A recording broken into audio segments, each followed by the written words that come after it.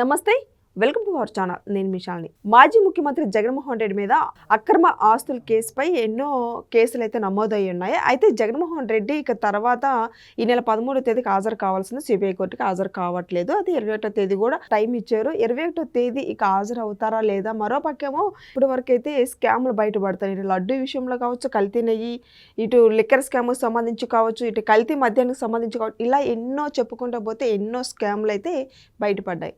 మరి ఈ స్కామ్లన్నీ కప్పిపుచ్చుకోవడానికి ఇప్పుడు వాళ్ళు రాష్ట్ర వ్యాప్తంగా నిరసన కార్యక్రమాలు చేస్తున్నారు. మొత్తానికి జగన్మోహన్ రెడ్డి వ్యూహం ఏంటి? ఇలాంటి అంశాలను చర్చించే ముందు స్టూడియోలో ఉన్నారు senior journalist doctor Shyam Prasad గారు ఉన్నారు. వారిని అడిగే విషయాలను తెలుసుకునే ప్రయత్నం చేద్దాం. నమస్కారం సార్. నమస్తే సార్, మొత్తానికి చూసుకుంటే జగన్మోహన్ రెడ్డి మీద ఎన్నో కేసులు అయితే అక్రమ ఆస్తులపై కేసులు నమోదై ఉన్నాయి. అది ఇప్పుడు స్కాములు కూడా అయితే స్కాములు ఉన్నాయో ఆ స్కాములు అన్నిటి మీద కూడా ఇప్పుడు నిజాలు వెలుగులోకి వస్తున్నాయి. ఒక్కొక్కటి చూసుకుంటూ పోతుంటే సిట్టి విచారణలో వెలుగులోకి వస్తున్నాయి. అదే జగన్మోహన్ రెడ్డి మొత్తానికి వ్యూహం ఏంటి? ఎలాంటి పరిస్థితుల్లో ఉండబోతున్నారు జగన్మోహన్ రెడ్డి అంటే ఏం చెప్తారు? ఆయనకి కేసులు, జైల్లో ఉండటము ఇవన్నీ సర్వసాధారణమైన విషయాలు. 12 సంవత్సరాల నుంచి బెయిల్ మీద ఉన్న వ్యక్తి, కోర్టుకి హాజరవ్వకుండా వాయిదాలకి హాజరవ్వకుండా తప్పించుకు తిరుగుతున్న వ్యక్తి, అలాంటి వ్యక్తికి ఈ కేసులు అంటే లెక్కేం లేదమ్మా. ప్రస్తుతము ఆంధ్రప్రదేశ్ ప్రజలు ఆయన తిరస్కరించారు. అదొక్కటి చాలు. ఆయన 100 సంవత్సరాలు జైల్లో ఉన్నంత. ప్రతి ఒక్కళ్ళు జగన్మోహన్ రెడ్డి కానీ జైల్లో పెట్టరండి, జగన్మోహన్ రెడ్డి కానీ జైల్లో పెట్టారండి అండి. ప్రతి ఒక్కళ్ళు క్వశ్చన్ అదా. తెలుగు ప్రజలందరూ, భారతదేశంలోనే కాదు విశ్వవ్యాప్తంగా ఉన్న తెలుగు ప్రజలందరి నోట్లో నుంచి వచ్చే ఒకే ఒక్క మాట అది. మరి అది ఎందుకు పెట్టట్లేదో, ఎందుకు వాయిదాలు ఎలవ్ చేస్తున్నారో, ఎందుకు కోర్టుకు హాజరవడో ఎవరికీ అర్థం కావట్లా. అది అర్థం కాని ఒక పెద్ద జటిల సమస్య. అది పెద్ద పెద్ద నాయకులు ఎవరు దానికి ఆన్సర్ చేయరు. దాని గురించి పక్కన పెట్టేసేస్తున్నారు. ఇప్పుడు లేటెస్ట్గా అన్ని కేసుల్లోనూ ఉచ్చు బిగిస్తుంది సిట్. ఒకేపు లిక్కర్ స్కామ్, ఒకేపు నకిలీ మద్యం స్కాము, అందరూ జైల్లో ఉన్నారు. లేటెస్ట్గా కల్తీ నెయ్యి స్కామ్లో కూడా సిట్. ఆ సిట్ సంవత్సరం నుంచి దర్యాప్తు జరుపుతా ఇవాళ ధర్మారెడ్డి గారు ఈవో, పాత ఈవో, లాస్ట్ వైఎస్ఆర్సీపీ గవర్నమెంట్లో ఈవో గారు అప్రూవర్గా మారి మా చైర్మన్ సుబ్బారెడ్డి గారు ఏఆర్ డైరీ, భోలేబాబా డైరీ వాళ్ళతో సంప్రదింపులు జరిపి ఆయనకి నకిలీ నెయ్యి వస్తున్న సంగతి తెలుసు అనే విధంగా అప్రూవర్గా మారి చెప్పేశాడు ఆయన సిట్ ఎదురుగా. This closed, issue is closed. రేపు 13వ తారీఖు ఆయన రమ్మన్నారు సిట్టాడు సుబ్బారెడ్డి గారిని. మరి ఆయన 13 రాను 15 వస్తానన్నాడు. అట్లాగే జగన్మోహన్ రెడ్డిని కూడా 14 కోర్టుకు రమ్మంటే నేను రాను, వర్చువల్గా వస్తాను, లేకపోతే మా లాయర్ని పంపిస్తాను అని చెప్పితే సిబిఐ అబ్జెక్ట్ చేస్తే ఇప్పుడు 21వ తారీఖు వస్తానని చెప్తున్నాడు. మరి అప్పుడేం జరుగుద్దో తెలియదు. 21 వస్తాడో రాడో తెలియదు. మోస్ట్ అన్సర్టనిటీ అనమాట.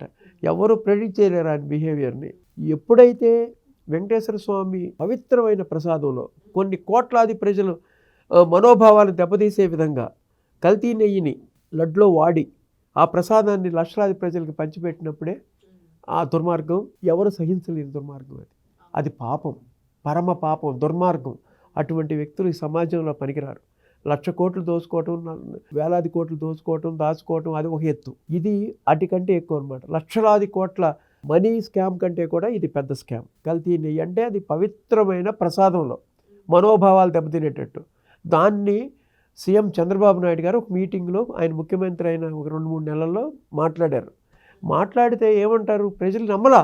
కల్తీ నెయ్యి చేశారంటే ప్రజలు ఎవరు నమ్మలా. ముఖ్యమంత్రి, అది 14 సంవత్సరాలు ముఖ్యమంత్రిగా చేసిన వ్యక్తి, 10 సంవత్సరాలు అపోజిషన్గా ఉన్న వ్యక్తి, 40 సంవత్సరాలు రాజకీయ జీవితంలో ఉన్న వ్యక్తి చంద్రబాబు నాయుడు గారు. అలాంటి వ్యక్తి ఒక మాట మాట్లాడంటే దానికి వెనక ప్రూఫ్స్ లేకుండా ఆయన ఒక మీటింగ్లో మాట్లాడనమాట. కొంతమంది తెలుగుదేశం నాయకులు కూడా చంద్రబాబు నాయుడు గారు అలా మాట్లాడకుండా ఉండాల్సిందే అన్నారనమాట. ఆ టైంలో సిట్ వేశారు. ఆ సిట్ మీద కూడా సుబ్బారెడ్డి సుప్రీంకోర్టుకి వెళ్ళారు. సుప్రీంకోర్టుకి వెళ్తే అప్పుడు ఆంధ్రప్రదేశ్ సిట్ మీద నమ్మకం లేదంటే ఆ సిట్లో, ఆంధ్రప్రదేశ్ సిట్లో 2, సిబిఐ నుంచి 2, సిఎఫ్టిఆర్ఐ నుంచి 1, 5తో కమిటీ సుప్రీంకోర్టు నియమించింది. ఇప్పుడు ఎవరైతే దర్యాప్తు చేస్తున్నారో సుప్రీంకోర్టు నియమించిన కమిటీ సిట్, అది 1 ఇయర్ నుంచి చేస్తుంది. మోర్ దాన్ 1 ఇయర్ నుంచి రన్ అవుతుంది ఆ దర్యాప్తు. చాలా పకడ్బందీగా దర్యాప్తు చేస్తారు. చాలా ఫైనల్ స్టేజెస్లో ఉంది. రేపు ధర్మారెడ్డినైనా అరెస్ట్ చేయొచ్చు, అట్లాగే సుబ్బారెడ్డినైనా అరెస్ట్ చేయొచ్చు. దీనికి పైన బాసులు, వీళ్ళ పైన ఉన్న వ్యక్తుల యొక్క సూచనలు లేకుండానే, వాళ్ళ యొక్క డైరెక్షన్స్ లేకుండానే వీళ్ళు చేసి ఉంటారంటానికి కూడా నమ్మకం లేదు. అంత పాపం. ఎందుకంటే తిరుపతి ఒక హిందూ మతానికి సంబంధించిన, దేవుడికి సంబంధించిన స్థలం. అది ఆ ప్రసాదం కూడా పవిత్రమైనది. అలాంటి ప్రదేశాల్లో క్రిస్టియన్ చైర్మన్గా నియమించడం అనేది వైఎస్ఆర్సీపీ పార్టీ చేసిన పెద్ద తప్పు. ఇప్పుడే కాదు 2004, 2009 మధ్యలో కూడా వైఎస్ రాజశేఖర రెడ్డి కరుణాకర్ రెడ్డిని చైర్మన్గా నియమించాడు. ఆయన క్రిస్టియన్ని. ఆ టైం నుంచి కూడా అన్ని మతస్థులందరూ ఈ టీటీడీ దేవస్థానంలో పనిచేస్తున్నారు. ఇప్పుడు లేటెస్ట్గా కూటమి ప్రభుత్వం వచ్చిన తర్వాత ఈ అన్ని మతస్థుల్ని ఈ టీటీడీ దేవస్థానం నుంచి తొలగించడానికి మొదలుపెట్టారు కార్యక్రమం. అది చాలా మంచి స్టెప్ తీసుకున్నారనమాట. వేరే మతం వాళ్ళు ఇంకో మతాన్ని గౌరవించరు. యాక్చువల్గా సర్వమత సమతం మనది, మన భారతదేశం యొక్క స్లోగన్. అంటే అన్ని మతాల్ని మనం గౌరవిస్తాం. కాబట్టి ఏ మతంకు సంబంధించిన ఆలయం ఉంటే ఆ మతంలో ఆ మతాన్ని మనం గౌరవించాలి. అన్ని మతం వాళ్ళు వచ్చి కూడా గౌరవించాలి. కానీ ఇక్కడ అన్ని మతం వాళ్ళు ఉద్యోగస్తులు చేస్తా వాళ్ళ మతాన్ని నమ్ముతా వాళ్ళు ఫాలో అవుతా దీన్ని సరిగ్గా చేయలేరు కదా. వాళ్ళ వృత్తిని వాళ్ళ బాధ్యతని సరిగ్గా చేయలేరు. ఇప్పుడు లేటెస్ట్గా గవర్నమెంట్ ఏం చేసింది, అన్ని మతస్థుల్ని తిరుపతి దేవస్థానం నుంచి తొలగించడం ప్రారంభించిందనమాట. అది కూడా చాలా కష్టంగా ఉందన్నమాట. ఈ విధంగా ఒక్కొక్క స్టెప్ నడుస్తూ వస్తున్నాయి. ఇప్పుడు ఇదంతా అప్పుడు కాలంలో ముఖ్యమంత్రికి ఉచ్చుబిగుస్తుంది. ఎందుకంటే నకిలీ మద్యంలో అదే, లిక్కర్ స్కామ్లో ఆయనే, ప్లస్ ఇదేంటి ఇప్పుడు కల్తీ నెయ్యి. ఇవన్నీ సిట్ అల్టిమేట్గా టార్గెట్ అందరి ఏళ్ళు ఒకేపే చూపిస్తుంది. ఎవరినైతే ఈ ప్రజలందరూ ఎందుకు అరెస్ట్ చేయట్లేదని అడుగుతున్నారో ఆ వ్యక్తి వైపే చూపిస్తుంది. ఎందుకు ఆయన అరెస్ట్ చేయట్లేదు అనేది ఎవరికి అర్థం కాని విషయం. Chief justice of India Ramana గారు కూడా రీసెంట్గా నన్ను బెదిరించారు అని చెప్పారు. రీసెంట్గా ఒక యూనివర్సిటీ మీటింగ్లో. అంటే ఒక చీఫ్ జస్టిస్ స్థాయి వ్యక్తిని బెదిరించే పర్సన్స్ మన దగ్గర ఉన్నారు. కాబట్టి ఇలాంటి వాళ్ళని సంఘ బహిష్కరణ చేసి రాష్ట్రం నుంచి భారతదేశాన్ని నుంచి కూడా తరిమేయాలి. సార్ మరి రేపు 21వ తేదీన మరి కోర్టుకు వచ్చే అవకాశం ఉందంటారా జగన్మోహన్ రెడ్డి గారు? అన్ప్రెడిక్టబుల్ అమ్మ, రావచ్చు రాకపోవచ్చు.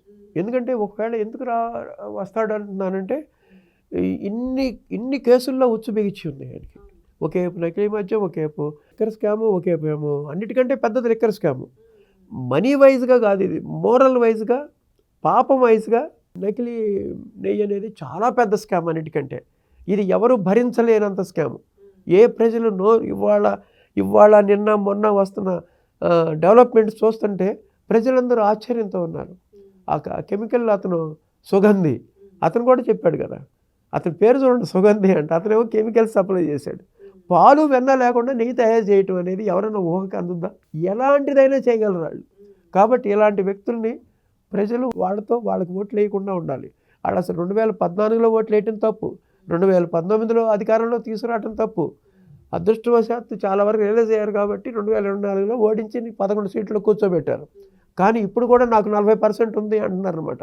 ఆ ప్రజలు కూడా ఈ నకిలీ నెయ్యి యొక్క ఇన్సిడెంట్ చూసిన తర్వాత అయినా వాళ్ళందరూ మారి ఇలాంటి వ్యక్తులు సమాజంలో ఉండనివ్వకుండా ఉండటం మంచిదని అనుకుంటున్నాను నేను. ఇవన్నీ ఫోకస్ కాకుండా ఉండటం కోసం మెడికల్ కాలేజీలు పీపీటీ పద్ధతి వద్దని ఒక ఉద్యమం తీసుకురావడానికి ప్రయత్నిస్తున్నారు. ఇవన్నీ కప్పిపుచ్చుకోవడానికి వాళ్ళు ఇప్పుడు మెడికల్ కాలేజీలు రద్దు చేయాల, ప్రైవేటీకరణ చేస్తున్నారని వాళ్ళు రాష్ట్రాల వ్యాప్తంగా వాళ్ళు నిరసన కార్యక్రమం చేస్తున్నారు. అది ప్రైవేటీకరణే కాదు, అది పీపీటీ అంటే కూడా అర్థం కాని వాళ్ళు ఏం చేస్తాం మనం.